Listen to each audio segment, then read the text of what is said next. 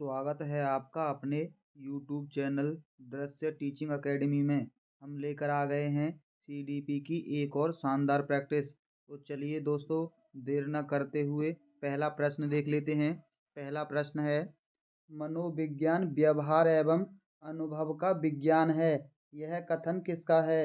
दोस्तों, स्किनर का है, वुडवर्थ का है, मैकडूगल का है या वाटसन का है? दोस्तों, इस प्रश्न का सही जवाब ऑप्शन ए है, स्किनर का। अब इसको कैसे याद रख सकते हैं दोस्तों? हमेशा के लिए अपनी दोस्त की स्किन को टच करके व्यवहार और अनुभव आपका बेस्ट होता है, यानी बेस्ट तरीका है। अपने दोस्त की स्किन को टच कीजिए, व्यवहार और अनुभव को हमेशा के लिए याद रख लीजिए। स्किनर ने कहा था व्यवहार और अनुभव का विज्ञान है। अगला प्रश्न देख लीजिए। मनोविज्ञान आचरण एवं व्यवहार का यथार्थ विज्ञान है। यह कथन किसका है? स्किनर का, वुडवर्थ का, मैकडूगल का या वाटसन का? दोस्तों, इसका जो सही जवाब है वो है ऑप्शन सी। ये कथन है मैकडूगल का। अब इसको कैसे याद रख सकते हैं दोस्तों? जो भी आपका दोस्त दोगला होता है, यानी दोगला, वो उसका ना तो आचरण अच्छा होता है ना ही व्यवहार अच्छा होता है।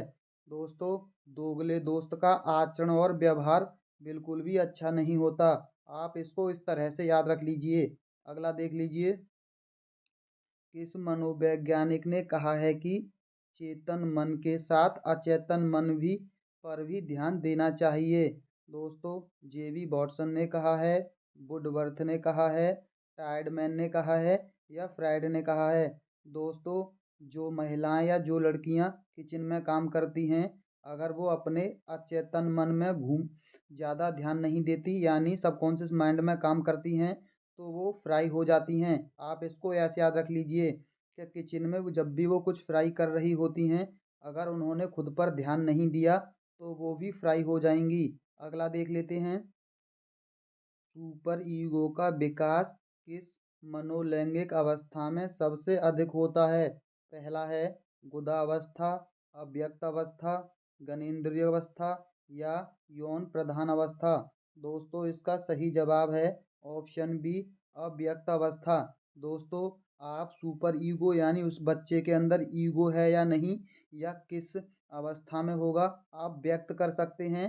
कोई भी व्यक्त नहीं कर सकता, यानी अव्यक्त अवस्था में होता है। अगला है दोस्तों, अब तो आपने टेलर देख लिया होगा। अगर आपको हमारी वीडियो पसंद आई हो तो हमारी वीडियो को लाइक और चैनल को सब्सक्राइब जरूर कर लेना। दोस्तों, एक बात और जान लीजिए, हम फालतू की बातों में आपका कभी भी टाइम वेस्ट नहीं करते हैं। 30-30 प्रश्न लाकर एक एक घंटे की क्लास चलाते हैं यूट्यूब पर, और प्रैक्टिस के नाम पर आपका 1 घंटा बर्बाद करते हैं। हम आपका कभी भी 30 प्रश्नों के लिए 1 घंटा बर्बाद नहीं करेंगे। दोस्तों, अगला प्रश्न देख लीजिए। एक बालक जिसकी बुद्धि लब्धि 105 है, उसे वर्गीकृत किया जाएगा श्रेष्ठ बुद्धि में, सामान्य से अधिक बुद्धि में, सामान्य बुद्धि में या मंद बुद्धि में? दोस्तों, 90 से लेकर के 110 तक की बुद्धि श्रेष्ठ नहीं बल्कि सामान्य बुद्धि होती है, और इससे ऊपर की बुद्धि को हम श्रेष्ठ बुद्धि कहते हैं। इसके नीचे की को मंद। आप 3 कैटेगरी में डिवाइड कर लीजिए। और दोस्तों, सबसे अधिक बुद्धि में आएगी यानी सबसे श्रेष्ठ बुद्धि, तो जो भी ऑप्शन में सबसे अधिक बुद्धि दे रखी होगी वो सबसे श्रेष्ठ बुद्धि होती है। अगला है, सामाजिक आर्थिक मुद्दों से जूझ रहे उन बच्चों को जिनकी प्रतिभा प्रभावित हो सकती है को सहायता करता है? दोस्तों, स्व मॉडल, विभेदित निर्देशन, पाठ्यचर्या का विस्तार, संज्ञानात्मक वर्गीकरण? दोस्तों, आप जान लीजिए, आप अगर किसी चीज़ से परेशान हैं तो आपकी सहायता कोई नहीं करेगा, आपको खुद ही अपनी सहायता करनी होगी। आज के समय में दोस्तों, आपको अपनी खुद की सहायता करनी है, यानी स्व अधिगम मॉडल सहायता करता है। अगला है, पियाजे के अनुसार बच्चा अमूर्त स्तर पर चिंतन, बौद्धिक क्रियाएं और समस्या समाधान किस अवस्था में करने लगता है? पूर्व संक्रियात्मक अवस्था में, मूर्त संक्रियात्मक अवस्था में, औपचारिक संक्रियात्मक अवस्था में या संवेदी पेशी अवस्था में? दोस्तों, इसमें बच्चा करता है औपचारिक संक्रियात्मक अवस्था में। इसको कैसे याद रख सकते हैं दोस्तों? अगर आ दे रखा है तो औपचारिक होगा, और अगर आ नहीं दे रखा, खाली मूर्त होगा तो मूर्त होगा। अगला है, एक 13 वर्षीय बालक बात बात में अपने बड़ों से झगड़ा करने लगता है और हमेशा स्वयं को ही सही साबित करने की कोशिश करता है। यह किस विकास की किस अवस्था में है? पहला है प्रारंभिक बाल्यावस्था में, किशोरावस्था में, युवावस्था में, बाल्यावस्था में। दोस्तों, ये होता है युवावस्था में। और किशोरावस्था में भी अगर दोनों में से ऑप्शन किशोरावस्था दे रखा है तो किशोरावस्था भी सही होता है, लेकिन किशोरावस्था प्रारंभ होती है 14 वर्ष से ऊपर। अगला है, दबाव को कम करने एवं परीक्षाओं में सफलता के लिए आवश्यक है। कम अवधि की परीक्षाओं में अंतरण। दूसरा है, विद्यालय शिक्षा की विभिन्न चरणों में परीक्षा का आयोजन। वार्षिक एवं अर्धवार्षिक परीक्षाएं। विभिन्न प्रवेश परीक्षाओं के लिए विभिन्न एजेंसियों की स्थापना। दोस्तों, दबाव कम करने के लिए ही सेमेस्टर चलाए गए हैं। दोस्तों, सेमेस्टर होते हैं कम अवधि की परीक्षाओं में अंतरण। आप इसको ऐसे जोड़कर याद रख सकते हैं। अगला है, विवेचनात्मक शिक्षा शास्त्र का यह दृढ़ विश्वास है कि पहला है, एक शिक्षक को हमेशा कक्षा कक्ष के अनुदेशन का नेतृत्व करना चाहिए। दूसरा है, विद्यार्थियों को स्वतंत्र रूप से तर्क नहीं करनी चाहिए। बच्चे स्कूल के बाहर क्या सीखते हैं यह अप्रासंगिक है। शिक्षार्थियों के अनुभव और प्रत्यार्पण महत्वपूर्ण होते हैं। दोस्तों, जब भी विकास की बात आएगी, वहाँ हमेशा अनुभव सबसे पहले होगा, यानी डी इसका सही जवाब है। अगला है, एक शिक्षक को साधन संपन्न होना चाहिए। इसका अर्थ है, पहला है, उसके पास पर्याप्त धन संपदा होनी चाहिए। दोस्तों, नकारात्मक चीज है। इसका अधिकारियों के उच्च स्तर में संपर्क होना चाहिए। दोस्तों, ये भी नकारात्मक है। उन्हें अपने विद्यार्थियों की समस्याओं को हल करने का पर्याप्त ज्ञान होना चाहिए। दोस्तों, इसका सी सही जवाब है। चौथा भी चेक कर लीजिए, विद्यार्थियों के बीच उनकी प्रसिद्धि होनी चाहिए। अगला प्रश्न है दोस्तों, व्यक्तिगत शिक्षार्थी एक दूसरे से किसमें भिन्न होते हैं? विकास की दर में, विकास क्रम में, विकास की सामान्य क्षमता में, वृद्धि एवं विकास के सिद्धांतों में। दोस्तों, विकास की दर में ये एक दूसरे से भिन्न होते हैं। ये प्रश्न अब तक पता नहीं कितने अनगिनत बार पूछा जा चुका है। मन का मानचित्रण संबंधित है बोध बढ़ाने की तकनीक से, साहसिक कार्य की क्रिया योजना से, मन का चित्र बनाने से, मन की क्रियाशीलता पर अनुसंधान से। दोस्तों, मन का मानचित्रण होता है मन की क्रियाशीलता पर अनुसंधान से। अगला है, एक शिक्षक विद्यार्थियों में सामाजिक मूल्यों को विकसित कर सकता है। पहला है, महान व्यक्तियों के बारे में बोलकर। दूसरा है, अनुशासन की अनुभूति को विकसित कर, आदर्श रूप में बर्ताव कर, उन्हें अच्छी कहानियां सुनाकर। दोस्तों, खुद आदर्श रूप का बर्ताव करेगा तो बच्चे ज़्यादा अच्छे से सामाजिक मूल्य सीखेंगे। अगला है, विद्यार्थियों को विद्यालय में खेलना क्यों उचित है? पहला है, यह उन्हें शारीरिक रूप से सशक्त बनाएगा। दोस्तों, बिल्कुल सही है। यह शिक्षकों के लिए काम आसान करेगा। यह समय बिताने में सहायक होगा। यह संयोगी एवं शारीरिक संतुलन का विकास करेगा। दोस्तों, ये बिल्कुल सही है। यह संयोग और शारीरिक संतुलन का विकास करता है। अगला है, निचली कक्षाओं में शिक्षण की खेल पद्धति मूल रूप से आधारित है शारीरिक शिक्षा कार्यक्रम के सिद्धांतों पर, शिक्षण पद्धतियों के सिद्धांतों पर, विकास एवं वृद्धि के मनोवैज्ञानिक सिद्धांतों पर, शिक्षण के समाजशास्त्रीय सिद्धांतों पर। दोस्तों, विकास एवं वृद्धि के मनोवैज्ञानिक सिद्धांतों पर। आपकी कक्षा में कुछ छात्र अति मेधावी हैं, आप उन्हें किस तरह पढ़ाएंगे?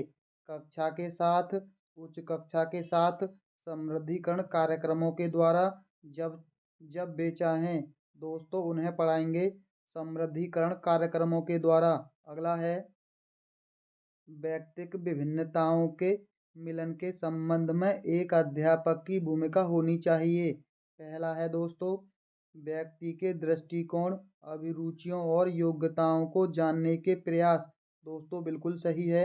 व्यक्ति आधारित पाठ्यक्रमों को उनकी आवश्यकता के अनुसार समझने की कोशिश। दोस्तों ये भी सही है, उपरोक्त दोनों, यानी इसका सही जवाब दोस्तों उपरोक्त दोनों होगा। अगला है, घटना और वस्तुओं के बारे में एक बच्चा तार्किक रूप से सोच सकता है। प्याजे के चरणों के संबंध में सही कथन है। सेंसरी दोस्तों संवेदी वाला, 0 से 2 वर्ष वाला। प्रारंभिक संचालन 2 से 7 वर्ष वाला। मूर्त संचालन 7 से 11 वर्ष वाला। औपचारिक 11 से ऊपर वाला। दोस्तों अब देख लीजिए, यहाँ बच्चा तार्किक सोच रहा है, यानी मूर्त चीज़ों के बारे में, और इसका सही जवाब होगा मूर्त संचालन प्रक्रिया। दोस्तों इसका सही जवाब ऑप्शन सी, मूर्त संचालन प्रक्रिया होगा। अगला है, बच्चों की जिज्ञासा शांत करनी चाहिए। पहला है, जब शिक्षक फुर्सत में हो, जब विद्यार्थी फुर्सत में हो, कुछ समय के पश्चात, तत्काल जब विद्यार्थी द्वारा जिज्ञासा की गई हो। दोस्तों तुरंत ही उनकी जिज्ञासा को शांत करना चाहिए। अगला है, आधुनिक मनोविज्ञान के जनक माने जाते हैं स्किनर, विलियम जेम्स, वुडवर्थ या विल्हेम वुंट। दोस्तों इसका सही जवाब है ऑप्शन डी, वुंट साहब। विल्हेम वुंट साहब इसके आधुनिक मनोविज्ञान के जनक माने जाते हैं। अब इसको कैसे याद रख सकते हैं दोस्तों? दोस्तों आज के समय में हम घर को क्या कहते हैं? होम, यानी आधुनिक तरीके से घर को होम कहते हैं। और आधुनिक मनोविज्ञान, होम, इसको ऐसे जोड़ सकते हैं। अगर इसका आपको कोई और तरीका अच्छा से पता है तो आप हमें कमेंट बॉक्स में शेयर कर दीजिए। अगली बार हम आपका वही तरीका और लोगों को बता देंगे। अगला प्रश्न देख लीजिए दोस्तों, शिक्षण विधियों तथा शिक्षण नीतियों के अंतर होता है। पहला है, प्रारूप का, सिद्धांतों का, उद्देश्य का या पाठ्य वस्तु का। दोस्तों विधियों और नीतियों में उद्देश्य का अंतर होता है। अगला प्रश्न देख लीजिए, फ्राइड के अनुसार असामान्य व्यवहार का मौलिक कारण है। दोस्तों प्रतिगमन, आंशिक दमन, पूर्ण दमन या कोई नहीं। दोस्तों आपका व्यवहार अच्छा नहीं होगा जब आपका कोई आंशिक रूप से दमन करेगा। दोस्तों पूर्ण रूप से दमन करता है तो आप समझ लीजिए दोनों के बीच दरार आ जाएगी, रिश्ता नहीं चलेगा। अगर व्यवहार थोड़ा खराब कब होता है, ऊपर नीचे, जब आंशिक रूप से आपका दमन होता है। आप इसको ऐसे याद रख लीजिए। अगला है, बाल केंद्रित शिक्षा की अवधारणा मनोविज्ञान के किस संप्रदाय ने दी? पहला है, गेस्टाल्टवादियों ने, रचनावादियों ने, मनोविश्लेषणवाद ने या व्यवहारवाद ने। दोस्तों ये दी थी मनोविश्लेषणवाद ने। अगला है, एक बच्चे की बुद्धि वृद्धि और विकास के अध्ययन की सर्वाधिक अच्छी विधि कौन सी है? दोस्तों मनोविश्लेषणात्मक विधि, तुलनात्मक विधि, विकासीय विधि या सांख्यिकी विधि। दोस्तों विकास की बात है तो विकासीय विधि होगी। अगला है, शिक्षा के संकुचित अर्थ में शिक्षा प्रदान की जाती है। दोस्तों संकुचित का मतलब होता है निश्चित, निश्चित स्थान पर, प्रत्येक समय पर या जीवन पर्यंत, उपरोक्त सभी। दोस्तों संकुचित का अर्थ जब निश्चित होता है तो निश्चित स्थान पर दी जाती है। अगला है, बालकों को रुचि, शारीरिक मानसिक योग्यता तथा भिन्नताओं का ध्यान किस प्रकार के शिक्षण में रखा जाता है? दोस्तों बहुकक्षीय शिक्षण में, मनोविज्ञान शिक्षण में, सामूहिक शिक्षण में या उपरोक्त सभी में। दोस्तों सभी के अंदर बच्चों की शारीरिक मानसिक योग्यता तथा विभिन्नताओं का ध्यान रखा जाता है। अगला है, गार्डनर ने 7 बुद्धि का अधिमान निर्धारित किया, इनमें से कौन सा नहीं है? दोस्तों स्थान संबंधी बुद्धि, भावात्मक बुद्धि, अंतर्व्यक्तित्व बुद्धि या भाषात्मक बुद्धि। दोस्तों इसका है भावात्मक बुद्धि। दोस्तों गार्डनर 7 दिन पढ़ाने के बाद बोलते हैं मेरी भावनाओं का कोई ध्यान नहीं रखता। अगला देख लीजिए, प्राथमिक विद्यालयों के बालकों के लिए निम्न में से किसे बेहतर मानते हैं? वीडियो अनुरूपण को, प्रदर्शन को, स्वयं के द्वारा किया गया अनुभव को या इन सभी को। दोस्तों, आपने ये प्रश्न अनगिनत बार पढ़ा होगा। आप इसका जवाब हमें कमेंट बॉक्स में देना। दोस्तों, अगर आपको हमारा तरीका पसंद आया हो तो वीडियो को लाइक और चैनल को सब्सक्राइब जरूर कर लेना। और दोस्तों, बिना टाइम वेस्ट की प्रैक्टिस के लिए आप हमारे बेल आइकन को दबा लीजिए। जब भी हम वीडियो अपलोड करेंगे आपके पास नोटिफिकेशन आ जाएगा। दोस्तों, चलिए चलते हैं अगली वीडियो में। वीडियो देखने के लिए बहुत बहुत धन्यवाद।